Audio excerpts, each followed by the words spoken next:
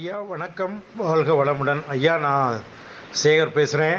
வாட்ஸ்அப்லேயும் இருக்கேன், முகநூல் பக்கத்துலேயும் இருக்கேன். ஐயா ஒரு முக்கியமான செய்தி, இதை எல்லாருக்குமே சொல்லுங்கள். ஏன்னா இன்றைக்கி மிகப்பெரிய லெவலில் பாதிக்கப்பட்டிருக்க அந்த சுகர் அப்படின்றத இன்றைக்கி ரொம்ப பெரிய வியாபாரமாக்கி கந்தரகோலம் பண்ணிட்டாங்க. நாங்களே ரொம்ப அந்த ஹெர்பல் பேட்சில் இருக்கவங்களே ரொம்ப வேதனையோடு இருக்கோம், முடியலை. ஆனால் ஒரு சின்ன ஒரு செய்யின் மூலயமா அந்த சுகர் குறைதலாம் நமக்கு நல்லது தானே. ஒரு மிகப்பெரிய ஆராய்ச்சியில் ஒன்று கண்டுபிடிச்சி நேற்றையாக வெளியிட்டாங்க.